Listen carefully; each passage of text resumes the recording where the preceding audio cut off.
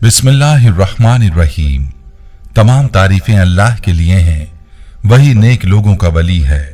मैं गवाही देता हूं कि अल्लाह के सिवा कोई भी माबूद बरहक नहीं, वो यकता है, उसका कोई शरीक नहीं। और मैं ये भी गवाही देता हूं कि हमारे नबी मोहम्मद सल्लल्लाहु अलैहि वसल्लम अल्लाह के बंदे और उसके रसूल हैं। या अल्लाह इन पर, इनकी आल और तमाम सहाबा किराम पर रहमतें, सलामती और बरकतें नाजिल फरमा। अस्सलाम वालेकुम इस्लामिक टीचर के प्यारे दोस्तों, मेरी बहनों और मेरे प्यारे भाइयों। आजकल एक बात बहुत ज़्यादा सुनने को मिलती है और इस बारे में हमें सवालात भी मौसूल हो रहे थे, और ये सवालात हैं कि औरतों के बाल फरोख्त करने के हवाले से।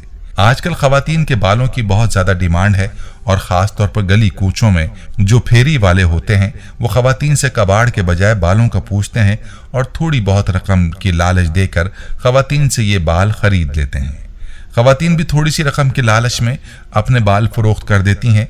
तो मेरे भाइयों और मेरी बहनों, आज की वीडियो में हम बात करेंगे कि औरतें अपने बालों में कंघी करती हैं और कंघी करते वक्त कंघी में बाल टूट जाते हैं, कुछ बाल गिर जाते हैं, और जितने टूटे हुए बाल होते हैं यानी जितने कंघी में जमा होने वाले बाल होते हैं, उन बालों को बेचना इस्लाम में कैसा है।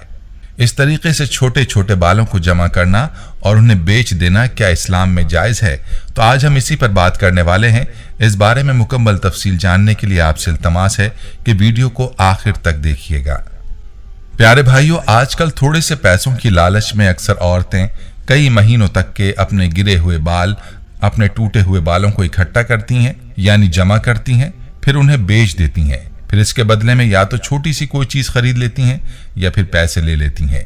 क्या ऐसा करना दुरुस्त है और इस्लाम इस बारे में क्या कहता है? तो चलिए जानने की कोशिश करते हैं कि औरतों का बालों को बेचना कैसा है और इस बारे में अहले इल्म क्या कहते हैं। उलमाए दीन फरमाते हैं कि औरतें जब अपने बालों में कंघी करती हैं और उनके बाल टूट जाते हैं और कुछ बाल गिर जाते हैं, तो ऐसे टूटे हुए बालों को, ऐसे गिरे हुए बालों को बेचना इस्लाम में नाजायज़ और हराम है। अल्लाह ताला कुरान मजीद में फरमाता है, जिसका मफहूम है इस्लाम में जिस्म के किसी भी हिस्से का बेचना या खरीदना जायज़ नहीं है।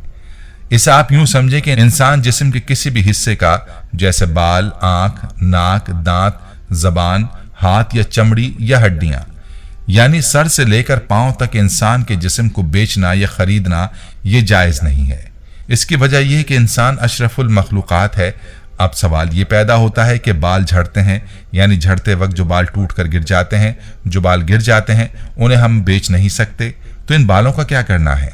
तो याद रखें, बाल झड़ते वक्त, बालों में कंघी करते वक्त जो बाल गिर जाते हैं, आप उन्हें किसी सुनसान जगह पर दफना दीजिए, और अगर ऐसा मुमकिन ना हो तो किसी कपड़े में लपेट कर या किसी कागज में लपेट कर किसी ऐसी जगह रख दें जहां पर कोई अजनबी ना जा सके। इसकी वजह यह है कि एक अजनबी मर्द के लिए औरत के बाल देखना जायज नहीं है। और प्यारे दोस्तों, बालों के ऊपर काला जादू भी किया जाता है, तो फिर किसी अपने से या किसी अजनबी से हमेशा ऐसी चीज़ों को दूर रखें, हमेशा ऐसी चीज़ों को छुपा कर रखें। प्यारे भाइयों और मेरी बहनों, ये थी गुफ्तगू बालों के बेचने के हवाले से। चलिए अब आपको बालों के और औरतों के पर्दे के अहकाम के हवाले से बताते हैं। तो प्यारे भाइयों और मेरी बहनों, जहां तक औरत के पर्दे की बात है तो वाज़ेह रहे कि अजनबी और गैर महरम मर्द से औरत के चेहरे और सर के बाल दोनों का पर्दा है। कुरान करीम में इसी तरह आया है और सहाबियात का अमल भी इसके मुताबिक था।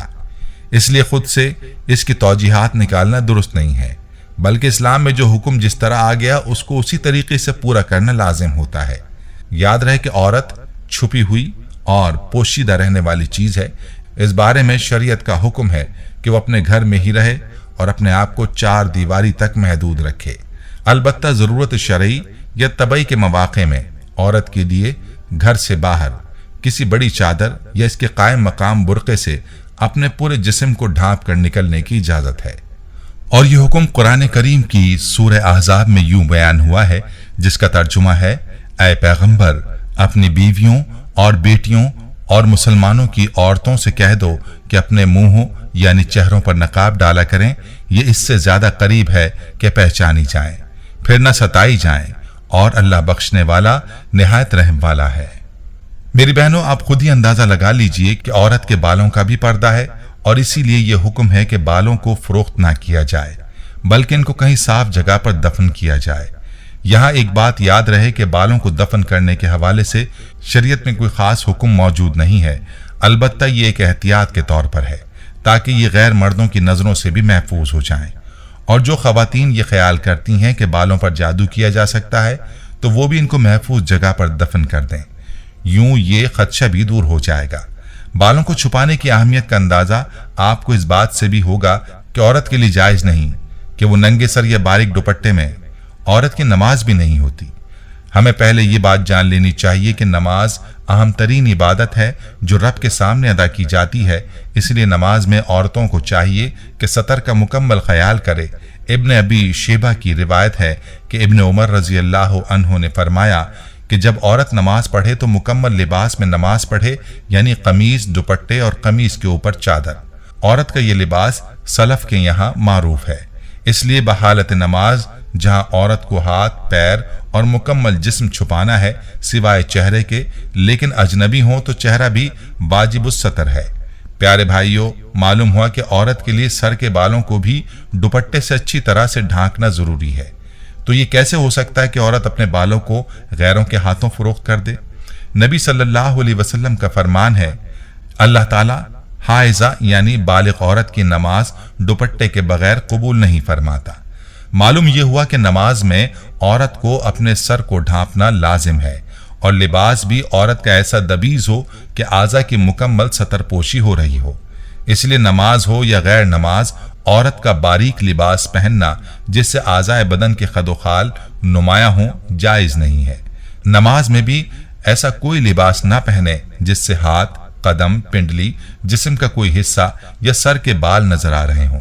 रहा मसला ज़ईफ व बीमार औरत का, तो वो भी नमाज में सरों को ऐसे दुपट्टे से छुपाएगी जिससे बाल जाहिर ना हो।